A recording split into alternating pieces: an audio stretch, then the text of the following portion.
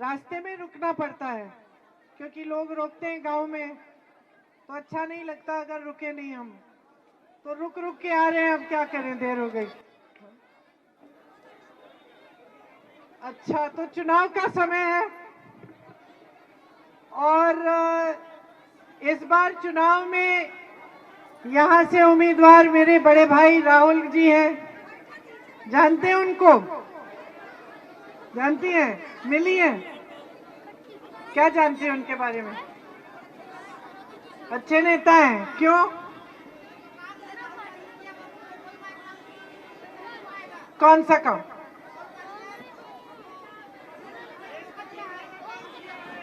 देश जोड़ने का काम किया।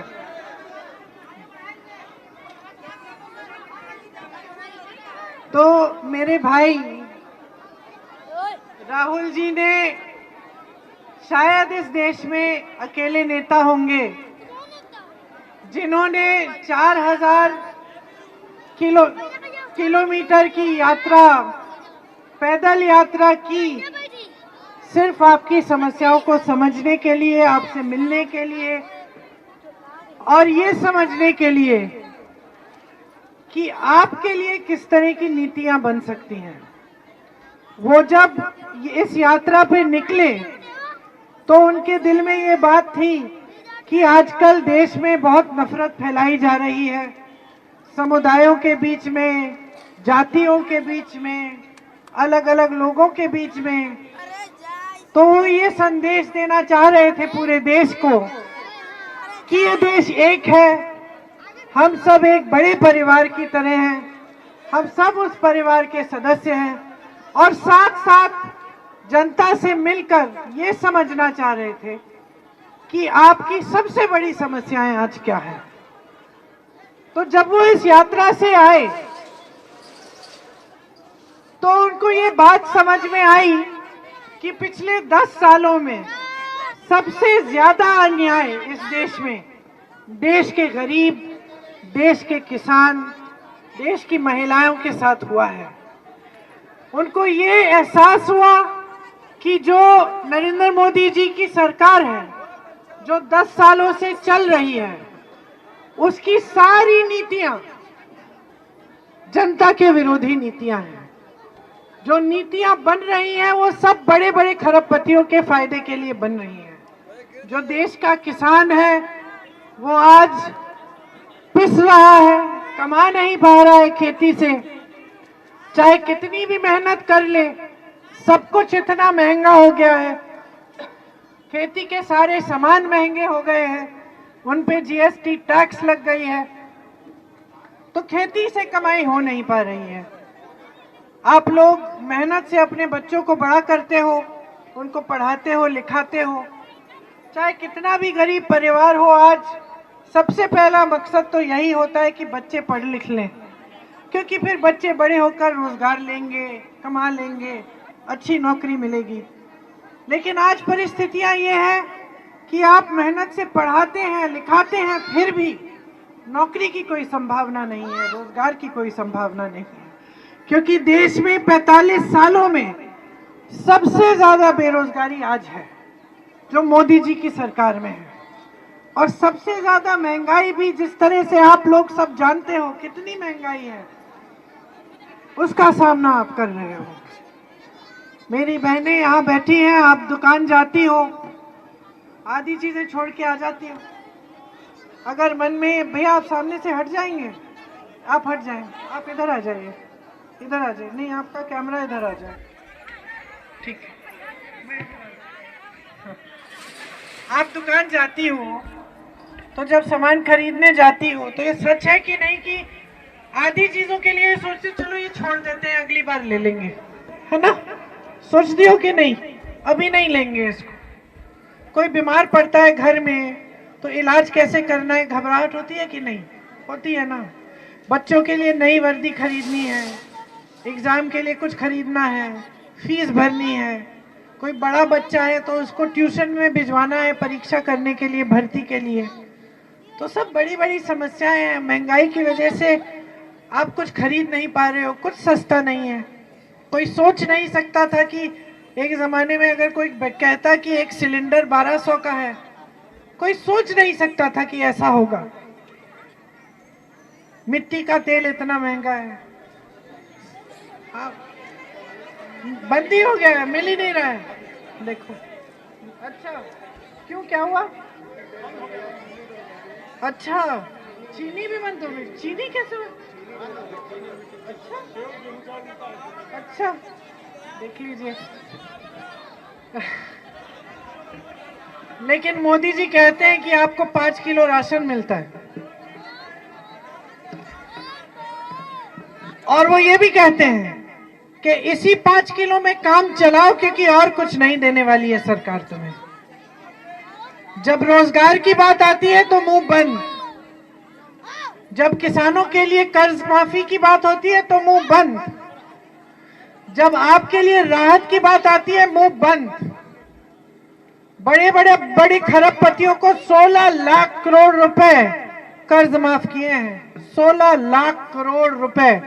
कभी कभी मुझे समझ में ही नहीं आता कि ये इतने पैसे कितने हैं कि मैं गलती से 16,000 बोल देती हूँ, क्योंकि मेरे सोच से भी बाहर है कि 16 लाख करोड़ रुपए कितने पैसे होंगे कि ये अपने मित्रों को माफ कर रहे हैं, और देश का किसान गरीबी के दलदल में फंसा हुआ है। देश का किसान 10,000 रुपए के लिए, 50,000 रुपए के लिए आत्महत्या कर रहा है। मैं गई हूं ऐसे किसानों के घर में जो खाद के वितरण की लाइन में खड़े खड़े मर गए, जो 1.5 लाख रुपए का लोन लिया, उसको कर्ज लिया, वो चुका नहीं पाए, आत्महत्या कर ली। पूरा परिवार रो रहा है, पड़े हुए सारे वहां। लेकिन मोदी जी इसकी चर्चा कभी नहीं करेंगे। मोदी जी से ये के मुंह से ये बात कभी नहीं निकलेगी। मोदी जी आपको ये नहीं बताएंगे कि 10 सालों में इन्होंने कितने रोजगार बना के दिए हैं। आपको मालूम है, मैं अपने पिताजी के लिए प्रचार करती थी अमेठी में, प्रधानमंत्री थे उस समय। आपको मालूम है क्या प्रचार होता था हमारा प्रचार होता था, हमारे पिताजी ने ये काम किए हैं, BHEL लाए हैं, HAL लाए हैं, आपको रोजगार दिलवाया है, यहाँ से यहाँ तक सड़क बनाई है, वहाँ पे इतनी सारी पानी की टूटियां लगवाई हैं, पंप लगाए हैं, इंडिया मार्क 1 लगाए हैं। ये होता था हमारा प्रचार। हमारा प्रचार होता कब था कि देखो इतने काम किए हैं और हम इतने काम करना चाहते हैं। इनका प्रचार क्या है? इनका प्रचार है कि कांग्रेस धर्म विरोधी पार्टी है। ये कह रहे हैं धर्म विरोधी पार्टी है। इनका प्रचार है कि कांग्रेस के नेता एक एक्सरे मशीन लाके आपके घरों में घुस के आपके गहने ले जाएंगे। सबसे पहले मैं जानना चाहती हूं, कोई ऐसी एक्सरे मशीन है जिससे लोगों को गहने मिल जाएंगे? देश का प्रधानमंत्री आपके सामने प्रचार के समय, चुनाव के सामने कह रहा है कि अगर तुम्हारे पास 2 भैंसे हैं तो कांग्रेस पार्टी 1 भैंस चुरा लेगी। आप इस बात पे यकीन कर सकते हो? आप इस बात पे यकीन कर सकते हो कि देश का प्रधानमंत्री खड़ा है, देश में सबसे ज्यादा सत्ता इसके पास है, इनके पास है, सब कुछ है, शोहरत है, सम्मान है पूरे देश का, और ऐसी बातें कर रहे हैं। देश को 70 साल हो गए आजाद हुए हुए, 55 सालों के लिए कांग्रेस की सरकार है। कभी कांग्रेस की सरकार ने धर्म का विरोध किया? इंदिरा जी से प्रार्थना करना सीखा मैंने, इंदिरा जी से धर्म के बारे में सीखा, पिताजी के साथ मंदिरों में गई हूं, माता जी से सीखा, धर्म की परंपराएं, धर्म के असूल इंदिरा जी ने मेरी माता जी को सिखाए। और ये लोग कहते हैं कि हम धर्म के विरोधी हैं। कभी 55 सालों में कोई आपके घर आके आपके गहने ले गया? इंदिरा जी ने अपने गहने दिए देश को, जब जंग थी उन्होंने दिए। जवाहरलाल नेहरू ने जितनी भी उनकी जायदाद थी ज्यादा से ज्यादा देश को दी, जब देश में आर्थिक तंगी थी उन्होंने दी।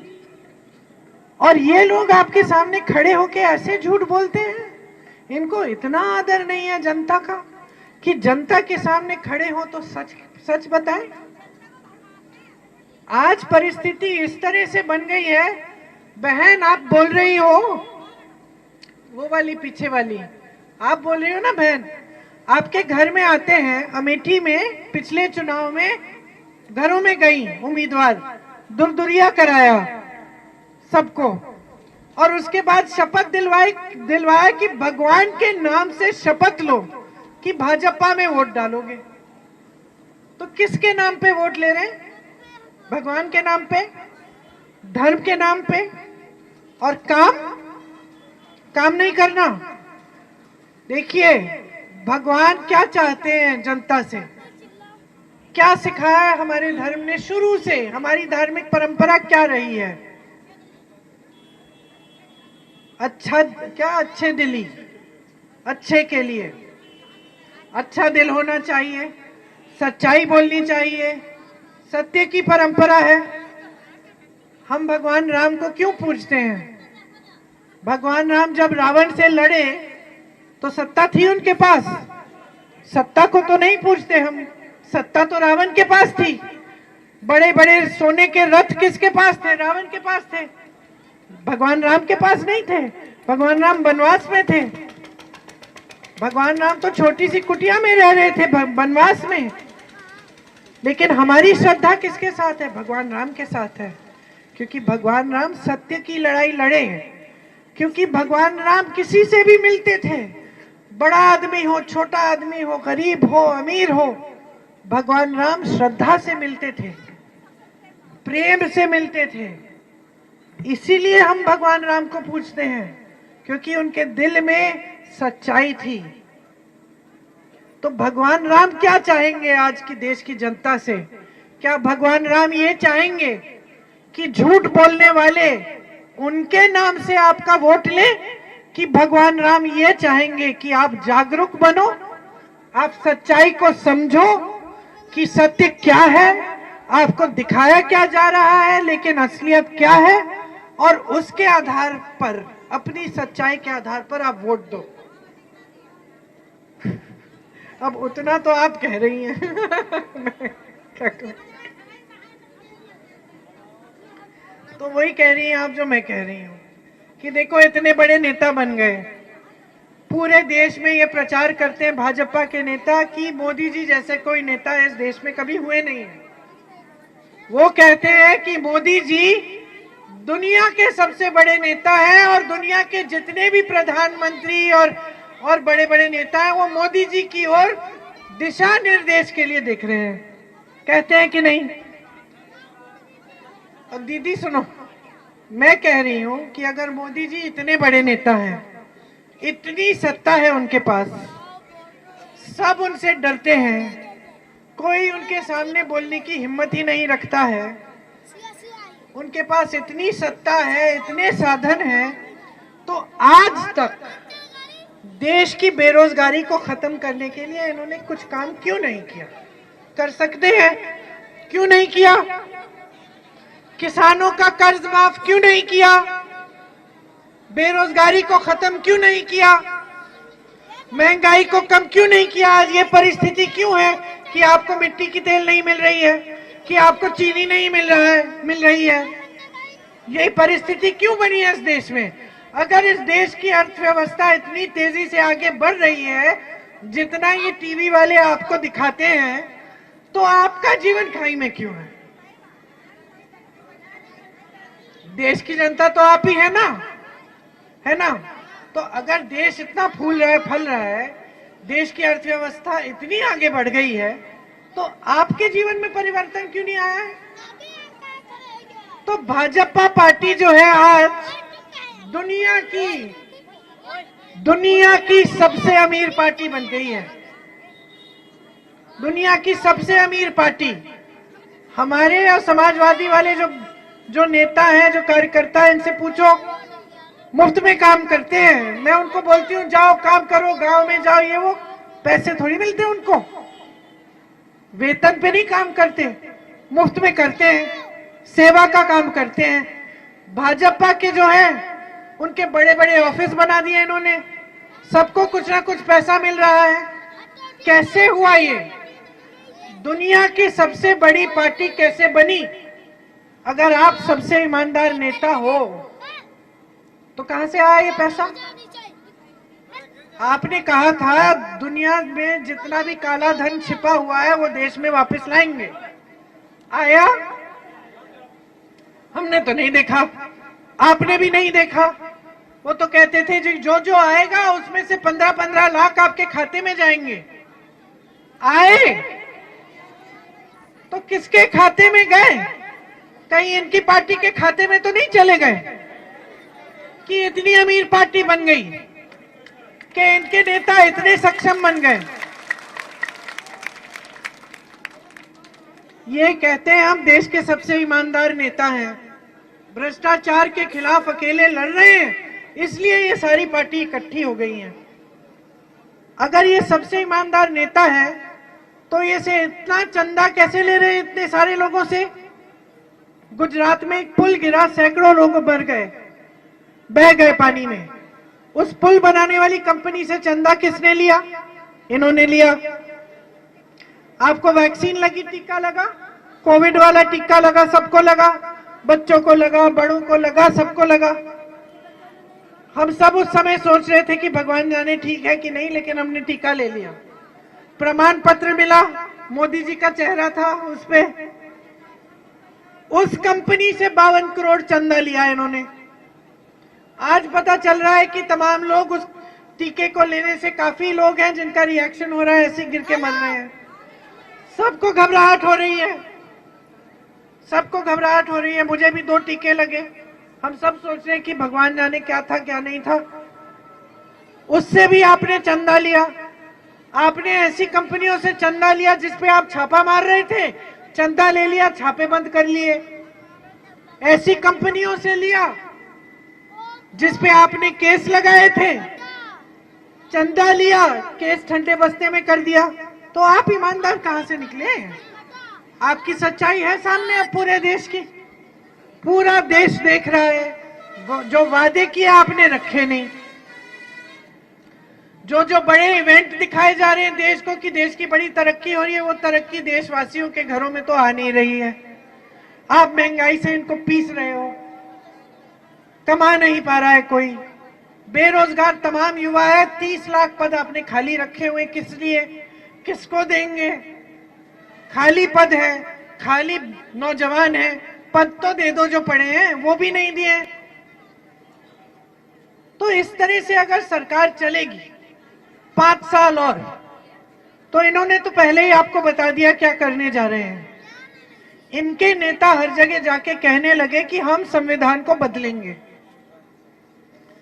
ये बात फैलने लग गई, जनता समझने लग गई कि अगर संविधान बदल डाला इन्होंने तो हमारे अधिकार गए, हमारा आरक्षण गया, हमारे वोटों का अधिकार गया, जाने क्या क्या कर सकते हैं ये लोग।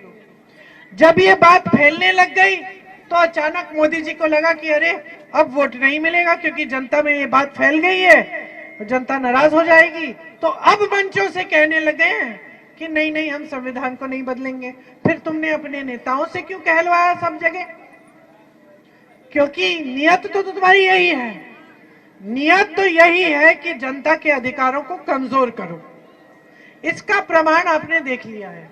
ये मीडिया खरी है, आजकल आपको कुछ सच्चाई नहीं दिखती टीवी पे। क्यों नहीं दिखती?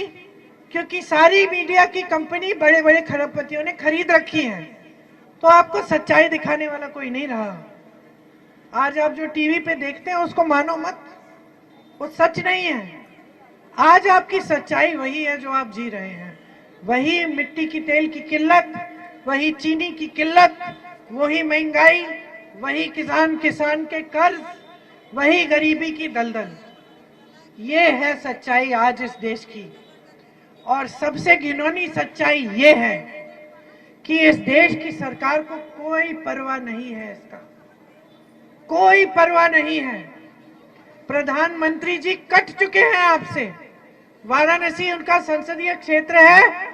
मैं उनको चुनौती देती हूं कि मंच पे खड़े होकर बताएं कितने घरों में गए हैं वाराणसी के अंदर, कितने गरीबों के घर के अंदर गए हैं।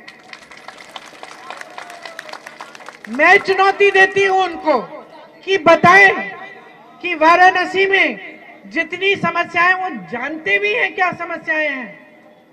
जो मल्लाहों की समस्या है, जो नाव की समस्या है वहां वो जानते हैं, जो पट्टों की समस्या है जानते हैं, किसानों की समस्याएं आज जानते हैं। क्या वो समझ पाते हैं कि किसान किस तरह जी रहा है। हर चीज के लिए, बेटी की शादी करनी है कर्ज देना पड़ता है, बच्चे को शिक्षा दिलवानी है कर्ज लेना पड़ता है, कर्ज चुकाया नहीं जाता है, खाद नहीं मिलती, वितरण केंद्र बंद है सरकारी, प्राइवेट में जाना पड़ता है, प्राइवेट में खाद नहीं मिलती, लंबी लंबी लाइन में खड़ा होना पड़ता है। क्या प्रधानमंत्री को बताने वाला कोई है भी? सारे सलाहकार डरपोक हैं, डरते हैं उनसे, चमचों से इर्द गिर्द भरे हुए हैं। चमचा तो वही बताता है जो सुनना चाहता है नेता। कट गए हैं एकदम आपसे। और इसका सबूत क्या है? आप जब टीवी पे प्रधानमंत्री को देखते हैं तो आपने कितनी बार देखा है कि कोई गरीब उनके पास आ रहा है, कि आपके बीच आ रहे हैं? आप तो उनको रोड शो पे भी देखते हैं तो ऐसी ट्रक पे चल रहे हैं, इस तरफ सुरक्षा कर्मी, उस तरफ सुरक्षा कर्मी, जनता तो उधर है।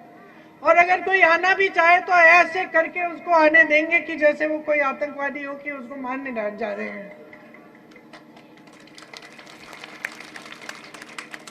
ये इस देश की परंपरा नहीं है। ये ना हमारी धार्मिक परंपरा है और ना हमारे देश की राजनीतिक परंपरा है। इस देश की राजनीतिक परंपरा की नींव महात्मा गांधी ने डाली। महात्मा गांधी सब चीज धर्म के आधार पर करते थे, मतलब सत्य का पथ को पकड़ा था और सत्य के पथ पे चलते थे। इतने बड़े साम्राज्य को शिकस्त देने वाले महात्मा गांधी इकलौते थे इस पूरी दुनिया में जिन्होंने अहिंसा, बगैर हिंसा किए इस साम्राज्य को पटका। इकलौते ऐसे नेता थे। जब महात्मा गांधी जी को गोली लगी तो उनके मुंह से क्या निकला? क्या निकला? हे राम, हे राम निकला। वो एकदम एक धार्मिक इंसान थे और इसीलिए उनको महात्मा का नाम दिया था। एक महान आत्मा थे जिसने इस देश की राजनीति का आधार डाला, नींव डाली। और वो नींव ये थी कि सत्य के पथ पे चलना है, सेवा करनी है और जनता को हर पल सर्वोपरि रखना है। यही इस देश की राजनीति रही है। इंदिरा गांधी प्रधानमंत्री थी, आपके घरों में आती थी। मैं छोटे से छोटे दूर दराज इलाकों के गांव में जाती हूँ तो कोई बुजुर्ग महिला या पुरुष मिलते हैं, कहते हैं कि तुम्हारी दादी यहाँ आई थी तुमसे पहले। आज सुविधा है, गाड़ी है, हवाई जहाज है, हेलीकॉप्टर है। उस समय कोई सुविधा भी नहीं थी लेकिन वो पहुंच जाती थी।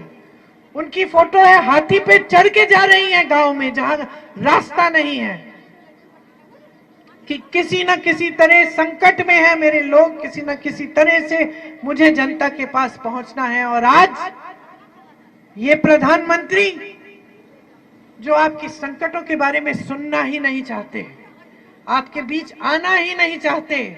आप टीवी में देखते हैं साफ सुथरे कुर्ते पजामे में, एक बाल इधर से उधर नहीं, कोई इनके पास नहीं, उनकी परछाई ही दिखती है। बस ऐसे दो चार नेताओं को भी नहीं खड़ा करते, सब दूर दूर रहते हैं उनसे।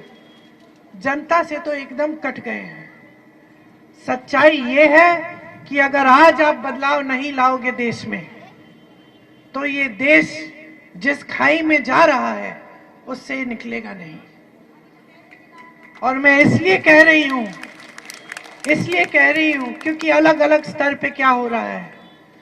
एक तो समाज में फूट डाली जा रही है, समाज में फूट डाली जा रही है, आपको डराया जाता है, आपको बहकाया जाता है, आपका ध्यान भटकाया जाता है, आपकी बात नहीं होती।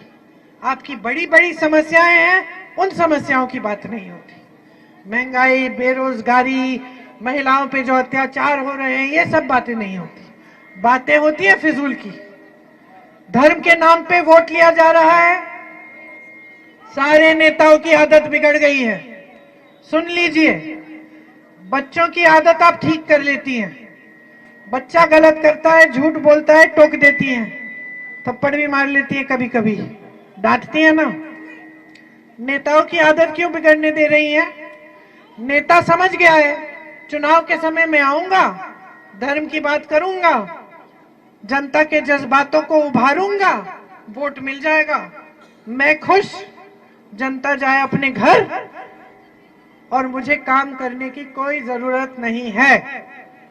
एक जमाने में आप इंदिरा जी की जवाबदेही लेते थे, राजीव गांधी जी आते थे, प्रधानमंत्री थे, आते थे, महिलाएं उनसे पूछती थी, अच्छा भैया आपने कहा था कि यहाँ पे आप नलका लगवाएंगे, ये नलका नहीं लगा है, ध्यान से सुन लो भैया, प्यार बहुत करते हैं तुमसे लेकिन तुम्हें वोट नहीं देंगे, तुम नलका नहीं लगाओगे। ये थी हमारी राजनीतिक परंपरा। और प्रधानमंत्री श्रद्धापूर्वक जनता की बात सुनते थे, उनकी डांट सुनते थे और कहते थे हाँ हम कर लेंगे, ये आपके 6 महीनों में हम करके दिखाएंगे, क्योंकि जवाबदेही थी। आज आदत बिगड़ गई है, आदत इतनी बिगड़ गई है कि मोदी जी से लेके छोटा से छोटा भाजपा का नेता आपके काम करने में कोई दिलचस्पी नहीं दिखा रहा है। वो सिर्फ सोचता है कि धर्म का नाम लो, भगवान का नाम लो और वोट मिल जाएगा। और ये आपको बदलना ही पड़ेगा, क्योंकि अगर ऐसे चलते चले गए हम तो आपके बच्चों का भविष्य नहीं बनने वाला है। आज चुनाव चल रहा है, पूरे देश में चुनाव है, चुनाव के बहुत सारे चरण हो चुके हैं। आज तक ये लोग मंच पे खड़े होकर सिर्फ यही बातें कर रहे हैं, कोई भैंस चुराने वाली बात, कोई मंगलसूत्र वाली बात, कोई धर्म की बात, कोई मंदिर मस्जिद की बात, ये सब बातें हो रही हैं, लेकिन असली बात नहीं हो रही है। और असली बात करने का समय आ गया है। आपको अपने भविष्य का और अपने बच्चों के भविष्य के बारे में सोचना है, भविष्य बनाना है बच्चों का, तो अभी से शुरू करो। कांग्रेस पार्टी गारंटी लाई है। गारंटी का मतलब है कि जो हम कह रहे हैं वो करके दिखाएंगे। अगर आप सोचते हैं कि हाँ ये सारे नेता एक जैसे हैं, ये भी आके कह रही है, देखेंगे करेगी कि नहीं, तो आप कांग्रेस के प्रदेशों में देखो, कर्नाटका, तेलंगाना और हिमाचल प्रदेश में कांग्रेस की सरकार है। उससे पहले राजस्थान और छत्तीसगढ़ में भी थी। मैं आपको बताती हूँ और आप जानकारी कर लो, आप पता कर लो, कोई आपका रिश्तेदार या किसी जान पहचान का इन प्रदेशों में रह रहा है तो पूछो कि ये आवारा पशु की समस्या थी छत्तीसगढ़ में, कांग्रेस पार्टी ने इसको कैसे सुलझाया। गौशालाओं को इतना मजबूत कर दिया कि मेरी बहनें, वहां की बहनों को रोजगार मिल रहा था, गौशाला में 60-70 हजार रुपए कमा रही थी, सारी सुविधाएं थी, गोबर खरीदा जा रहा था। तो जब गोबर खरीदा जा रहा था तो लोग आवारा पशु को रख रहे थे, देखभाल कर रहे थे, क्योंकि गोबर बिक रहा है, आमदनी मिल रही है, तो हम देखभाल कर ही लेते हैं। तो ये समस्या ही खत्म हो गई। यहाँ की गौशाला देखो, न चारा है, न पानी है, धूप में पड़े हुए हैं जानवर, न खाने को मिल रहा है, न पीने को मिल रहा है। आप धर्म की बात कर रहे हैं, आप गौ माता की बात कर रहे हैं, चुनाव के समय करेंगे और बाकी समय गौ माता पड़ी रहे धूप में, बगैर पानी के, बगैर खाने की। तो ये स्थिति है, तो आपको समझना पड़ेगा। कांग्रेस की जो गारंटी है उसमें महिलाओं के लिए सुन लीजिए, और बहुत भी है, ये पर्चा है आपके पास, इस पे भी लिखा है। मैं कह रही थी कि जहां जहां सरकार है वहां हमने पूरा किया है। कर्नाटका और तेलंगाना में जो गरीब परिवार हैं उसमें जो सबसे बड़ी महिला है उसके खाते में 2-2 हजार रुपए डाले जा रहे हैं आज के दिन। कर्नाटका में तो महिलाएं इतनी खुश हैं, मुझे इतनी खुशी होती है ये बात बताते हुए। सब जगह बस की यात्रा मुफ्त की है, तीर्थ यात्रा पे जा रही हैं, दूर दूर मंदिरों में जा रही हैं, मायके में जा रही हैं, अपने रिश्तेदारों से मिलने जा रही हैं, एकदम मुफ्त। ये कांग्रेस की सरकार कर रही है। यहाँ राजस्थान में कांग्रेस की सरकार 25 लाख का इलाज मुफ्त करा रही थी। हार्ट पेशेंट मिले मुझे, पूरी सर्जरी मुफ्त हुई, लाखों की थी। 25 लाख रुपए तक स्वास्थ्य का बीमा मिल रहा था, सारा इलाज मुफ्त था। ये सारे काम हो रहे हैं और हो रहे थे कांग्रेस की सरकारों में। आज हम जो गारंटी लाए हैं उसमें हम कह रहे हैं देश भर में गरीब परिवार की जो सबसे बड़ी महिला है उसके खाते में हम 1 लाख रुपए सालाना डालेंगे। ये बनता है हर महीने 8,500 रुपए। तो हर महीने 8,500 रुपए आपके खाते में जाएंगे ताकि आप बचत कर पाए, आप अपने परिवार के लिए कुछ कर पाए। आशा, आंगनवाड़ी और जो मिड डे मील वाली महिलाएं हैं उनका जो मानदेय है उसको बढ़ाया जाएगा, जो केंद्र का उसमें श्रेय है वो दुगना किया जाएगा। महिलाओं के लिए 50% सरकारी जो नौकरियां हैं वो महिलाओं को दी जाएंगी। नौजवानों के लिए जो स्नातक पास बच्चे हैं उनके लिए एक अप्रेंटिसशिप का प्रोग्राम आएगा, ताकि जब तक आपको स्थायी रोजगार नहीं मिले तब तक आपको ऐसा रोजगार मिलेगा जिसमें आप सीख पाए कुछ, और साथ साथ आपको 1 लाख रुपए सालाना आपकी आमदनी हो जाएगी। इसके अलावा 5,000 करोड़ रुपए का फंड बनेगा, सरकार बनाएगी, जिससे अगर जो नौजवान अपना कारोबार खोलना चाहे या अपना छोटा बिजनेस बनाना चाहे उसकी सुविधा हो जाएगी, उसको उस फंड से पैसे मिलेंगे। ये जो पेपर लीक की समस्या है इसको खत्म करने के लिए एक सख्त कानून लाएंगे और एक पूरा जॉब का कैलेंडर बनेगा कि कब पेपर होगा, कब रिजल्ट आएगा, कब नियुक्ति होगी। उससे इधर उधर कोई अधिकारी करने की कोशिश करेगा तो उस पर सख्त कार्रवाई होगी। पूरे देश में श्रमिकों का शोषण होता है, ठेकेदार ठीक वेतन नहीं देते। हम कह रहे हैं कि श्रमिकों के लिए एक न्यूनतम 400 रुपए प्रतिदिन का वेतन मिलना ही पड़ेगा। ये कानून बनेगा, ये आपका अधिकार बनेगा। इसके साथ साथ 30 लाख पद खाली पड़े हैं सरकारी, इनको भरने का काम कांग्रेस करेगी, जो मोदी जी ने नहीं किया है। किसानों के लिए जितने भी सामान आप खेती के लिए इस्तेमाल कर रहे हो वो हम जीएसटी से मुक्त करेंगे। हमने पहले भी किसानों के कर्ज माफ किए हैं, छत्तीसगढ़ में किए, राजस्थान में किए। हम पूरे देश भर में एक किसानों के कर्ज का एक स्थायी आयोग बनाएंगे, ताकि जब आप कर्ज में हैं, डूबे हैं और आपको सहायता की जरूरत है, आप उस आयोग में जाकर सहायता पा सकेंगे। एमएसपी जो है, जो न्यूनतम समर्थन मूल्य है, वो कानूनी अधिकार बन जाएगा किसानों का। जो भी सरकार आएगी हमारे बाद, वो कानून होगा कि आपको न्यूनतम समर्थन मूल्य देना ही पड़ेगा, कोई सरकार पीछे हट नहीं पाएगी। इसके अलावा भी बहुत सारी ऐसी गारंटी हैं जो सारी मुझे याद नहीं है, इन पत्रों में आपको मिलेंगी, आप इनको ध्यान से पढ़िए। हमने करके दिखाया और हम करके दिखाएंगे। मैं कहना चाहती हूं जाने से पहले कि मेरी माताजी ने आपकी सेवा की, मेरी दादी जी ने आपकी सेवा की, दादाजी ने भी की, उनसे पहले पंडित नेहरू जी ने भी यहाँ पे किसानों के साथ आंदोलन किया, गिरफ्तार हुए, उनके पिताजी भी गिरफ्तार हुए। मेरे पिताजी ने अमेठी क्षेत्र में खूब सेवा की, इंदिरा जी शहीद हुई, उस समय आप ही की सांसद थी, पिताजी भी शहीद हुए, उस समय अमेठी के सांसद थे।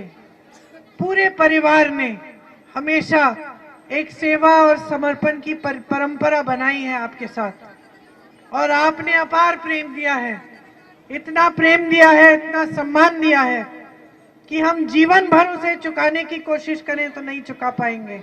हमारी पीढ़ी दर पीढ़ी चुकाने की कोशिश करेगी तो नहीं चुका पाएगी। हम आपके प्रेम और आपके समर्थन के लिए बहुत आभारी हैं। मैं आपसे कहना चाहती हूं कि मेरे भाई, अगर आपके सांसद बनेंगे तो दिन रात एक करेंगे, आपके लिए कंधे से कंधे मिलाकर आपकी समस्याओं को सुलझाने के लिए काम करेंगे, आपके लिए खड़े होंगे। उनके चरित्र के बारे में कुछ बताना चाहती हूँ। वो हमेशा सच बोलते हैं और कभी कभी मुझे भी उनका सच कड़वा लगता है। कभी कभी मैं मुझसे भी ऐसी चीज कह देंगे कि मुझे लगता है कि उफ, क्या जरूरत थी मुझे बोलने की।